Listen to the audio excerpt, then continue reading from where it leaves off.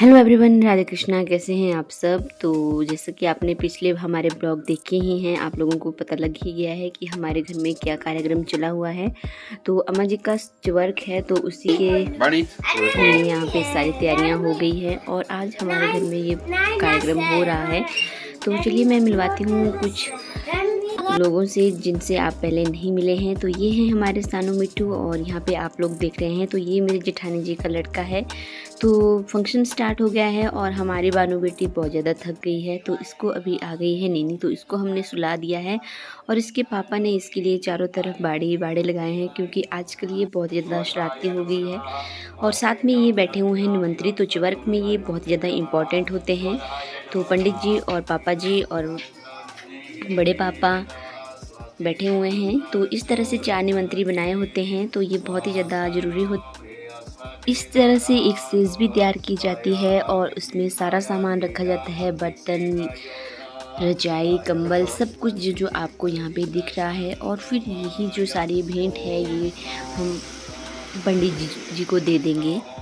तो इस तरह से ये कार्यक्रम चला हुआ है घर में।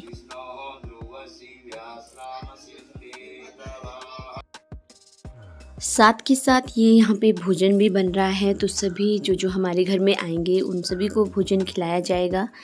तो ये चरोटियाँ हैं और इन्हीं में खाना बनाया जा रहा है। ये चरोटियाँ हमने आपको अपने प्रीवियस ब्लॉग्स में कई बार दिखाई हुई हैं।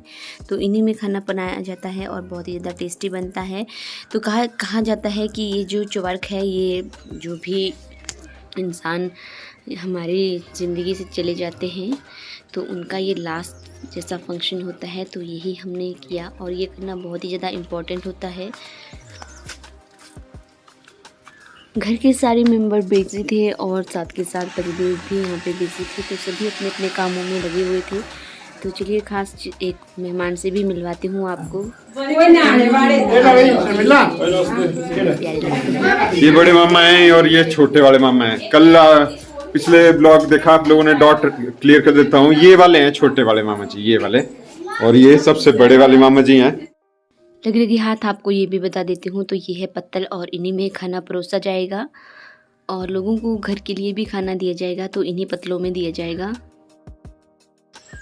घर में लगा हुआ है फंक्शन और हमारे यहाँ पर 5 किलोमीटर के डिस्टेंस पर एक स्कूल है।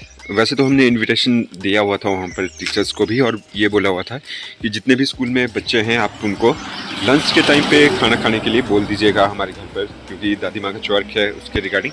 लेकिन कुछ 5 किलोमीटर का डिस्टेंस आप लोग समझ सकते हो, तो टीचरों ने बोला कि भेजने को तो हमने भेज देने थे बच्चे, लेकिन फिर कहीं पर कोई इंस्पेक्शन वगैरह की टीम आ जाए तो ये अच्छा नहीं होता। तो हमने ये सोचा वहाँ पे, ये देखिए ये कुछ सामान हम स्कूल में ही देकर आ जाते हैं, ताकि जो उनका बनता है वहाँ पे डेली मील बोला जाता है उसको, तो उस टाइम पे ये हमारी तरफ से दे रहे हैं दादी माँ के नाम के ऊपर, ताकि वहाँ पे बच्चों को बनाई जाए सारी डिशेज जो हम यहाँ पर बना रहे हैं। सारी तो खैर नहीं बनेगी, लेकिन 5-6 है सब्जियों का सामान वहाँ पे बन जाएगा। बाकी मैं आपको दिखाऊँगा भी। यह है स्कूल, यहाँ पर मैंने सामान छोड़ दिया और मैंने बोल भी दिया कि आप लोग सारी की सारी आइटम्स बना देना। जैसे कि बेदाना लेकर आया था मैं यहाँ पर, और सेपू बढ़िया, और 1-2 दालें भी लेकर आया हूँ, प्याज, टमाटर, आलू, जो भी हर एक चीज़ आइटम, ताकि बच्चों को पर्याप्त भोजन आज मिल जाए जो हमारे फंक्शन में बन रहा है, और दादी माँ का आशीर्वाद भी सबको मिले। यहाँ पे आप लोगों ने देखा कि पतिदेव गए हुए हैं स्कूल और बच्चों के लिए दिया जाएगा खाना। तो कच्चा खाना ये लेके गए हैं और वहाँ पे पका के बच्चों को खिला दिया जाएगा, जो भी अम्मा जी के नाम पे दिया हुआ है। तो यहाँ पे बड़े मामा लग गए हैं अपने कामकाज में। साथ के साथ आपको रसोई का भी एक चक्कर लगवा देती हूँ। तो ये देख लीजिए सारा सामान यहाँ पे रेडी हो गया है, अब सिर्फ पकाने की ही बारी है। और इसको हमारी लैंग्वेज में जो बड़ा जैसा टोकरा आपको दिखाई दे रहा है, इसको डाला बोलते हैं। तो इसमें डाले जाएंगे चावल जो भी पकाए जाएंगे, और ये है सेपू बड़ी, और साथ के साथ जो भी मसाले यहाँ पे आप लोग देख रहे हैं।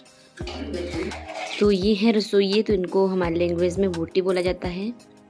तो इस तरह से देख लीजिए इनमें चावल इन्होंने बना लिए हैं और जो चावल का पानी है वो निकाला जा रहा है। तो लगभग यहाँ पे रखी हुई है 4-5 रोटियाँ। तो 4 अभी और बाकी हैं, तो उनमें भी खाना बनाया जाएगा, जो भी सब्जी वगैरह बनाई जाएंगी। तो यहाँ पे नाश्ते का काम होता है लेडीज़ का, तो सुबह सुबह लेडीज़ को ही नाश्ता बनाना पड़ता है। वे तो रसोई तो सिर्फ लंच ही बनाती हैं। तो यहाँ पे दीदी, मैं और दादी माँ लगे हुए हैं खाना बनाने में।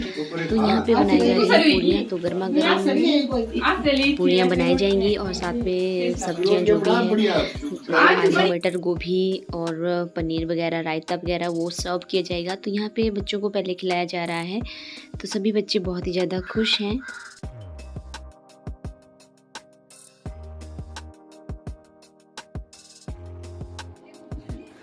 और ये हैं दिन की कुछ क्लिप्स जो मैं आपके साथ शेयर कर रही हूँ, क्योंकि ये वाला पार्ट बहुत ही ज़्यादा इम्पोर्टेंट है, क्योंकि लंच करने सभी लोग आ गए हैं, जितने भी हमने 250-300 लोग बुलाए हुए हैं। ज़्यादा भी हो सकते हैं, मुझे इतना मालूम नहीं है, लेकिन मुझे अंदाज़ा इतना है कि इतने, इससे ज़्यादा और इतने आए होंगे, क्योंकि अभी गाँव वाले भी आने हैं और जो भी हमारे रिश्तेदार हैं वो भी। तो हमारी बानू बेटी देख लीजिए, ज़्यादा लोगों के साथ नहीं रहती है, ये इसको जो है ज़्यादा हल्ला पसंद भी नहीं है। तो ये है मेरी बड़ी जेठानी। तो अभी इन्होंने इसको पकड़ा हुआ है, लेकिन अभी इसकी दोस्ती इनके साथ ज़्यादा नहीं हुई है, तभी रो रही है। लेकिन 2-4 बार अगर पकड़ेंगे तो फिर इसकी दोस्ती हो जाएगी। तो सारे जेंट्स लोग यहाँ बैठे हुए हैं, आधे नीचे हैं, आधे ऊपर वाली बिल्डिंग में हैं और आधे यहाँ पे बैठे हुए हैं। फंक्शन का मतलब ही ये होता है कि जितने भी रिश्तेदार होते हैं फिर इकट्ठा होकर के मिल भी लेते हैं और साथ के साथ बातचीत भी कर लेते हैं। तो यहाँ नीचे वाला जो फ्लोर है हमारा, उस पे हम लोगों ने खाना बनाया हुआ था और सर्व भी यहीं कर रहे थे। तो लोग आते जा रहे थे और खाना खाते जा रहे थे।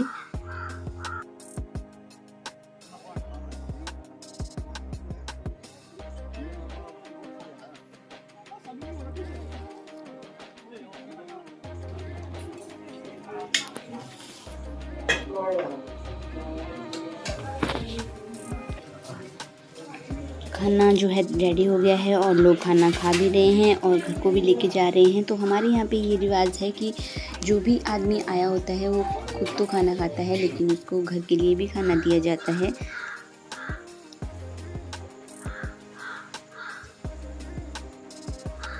खाना वगैरह जब सभी लोगों को खिला दिया था लगभग 6-7 बजे तक, क्योंकि लेट भी आए थे आधे लोग, तो उनको फिर हम ऐसे नहीं भेज सकते थे, तो उनको भी हम लोगों ने खाना खिलाया। फिर जो है रसोइयों के साथ बर्तन साफ़ करने के लिए भी लोग आए होते हैं, उन्होंने जो है सारे बर्तन भी साफ़ किए। तो ऐसे ऐसे बनती है यहाँ पे रोटियाँ हमारी, जो भी खाना वगैरह है वो मैंने आपको पूरा डिटेल में बता दिया है कि किस तरह से खाना बनाया जाता है और किस तरह से नहीं। आज के ब्लॉग का पूरा क्रेडिट जाता है प्रियंका को। सारा का सारा ब्लॉग ऑलमोस्ट प्रियंका ने कवर किया हुआ है और मैंने आप लोगों से 3 दिन पहले प्रॉमिस किया हुआ था कि जो सामान हम लेकर आए हुए थे अपने धाम के लिए, तो क्या क्या चीज़ें थी वो जैसे आप लोगों को ऑलरेडी बताया ही है। दाना हो गया, सेपू बढ़िया होगी, तो ले चलता हूँ डायरेक्ट उसी फैक्ट्री में जहाँ से हमने ये चीज़ें बनवाई हुई थी और अपने प्रॉमिस को भी निभा रहा हूँ कि मैंने बताया था कि किस तरह से बनती है सेपू बड़ी। सेपू बड़ी बनाना उतना भी आसान नहीं है, इसके लिए देखिए ढेर सारी सामग्री इकट्ठी करनी पड़ती है। ये देख सकते हैं आप, उड़द की दाल है, साथ के साथ इसमें लगती है मूंग की दाल और कुछ मिक्स दालें लगती हैं। इसी तरह से छोटी छोटी शेप में होती हैं, ये मिक्स की हुई है। हालांकि मेरे को भी इस दाल का पता नहीं है, जो मुझे पता है वो चीज़ें मैं आप लोगों को बता रहा हूँ। ये देखिए ये मूंग की दाल है। ये जितनी भी दालें आप लोगों ने देखी, हालांकि यहाँ पर आधी दालें ऐसी भी थी जो इसमें मिक्स होती हैं, लेकिन नहीं थी फैक्ट्री में उस टाइम पे जब हम गए हुए थे। तो सारी दालों को अच्छे से साफ़ किया जाता है, फिर इस तरह से उनके जो दालों का पेस्ट बनता है बड़े बड़े शेप में इस तरह से गोले बनाए जाते हैं। और फिर इन्होंने मेरे को बताया कि पानी पहले से ही उबला हुआ होना चाहिए, तब जाके ये उनमें डाले जाते हैं, नहीं तो ये फट जाते हैं। ये फटने नहीं चाहिए, ये जो गोले बनाते हैं बड़े बड़े। जब ये अच्छे से उबल जाते हैं उसके बाद इनको निकाल देते हैं, फिर इस तरह से इनकी कटिंग की जाती है एक टेबल के ऊपर।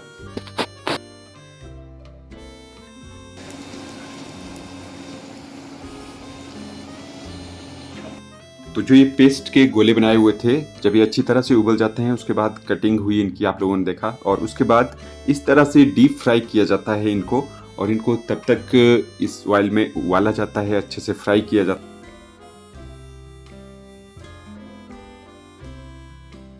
फ्राई करने के बाद जब इनका कलर कुछ इस तरह से हो जाता है, फिर इनकी चेकिंग भी की जाती है। जो इनके यहाँ पर वर्कर हैं वो चेक करते हैं कि ये पक भी गई है अच्छे से या नहीं पकी हुई है। और फिर फ्राई करने के बाद ये जो डिब्बे आप लोग देख रहे हो, इनमें इस तरह से इनको बिखेरा जाता है अच्छे से। और ये जो डिब्बे हैं इनमें छोटे छोटे से छेद हैं, जो भी ऑयल वगैरह रह जाता है वो नीचे को निकल जाता है और ये बिल्कुल सूखी सी हो जाती है। तो यहाँ पर ये कर रहे थे काम और ये हमें दिखा भी रहे हैं, देखिए।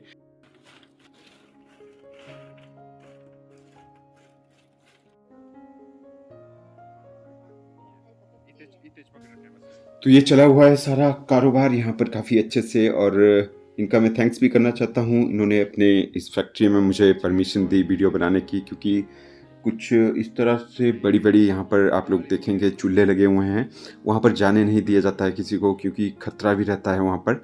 लेकिन मैंने जो भी इन्होंने मेरे को इंस्ट्रक्शन वगैरह दी हुई थी, मैंने उनका पालन किया और आप लोगों को बताया कि किस तरह से बनती है ये चीज़ें जो हमारी धाम में यूज होती हैं।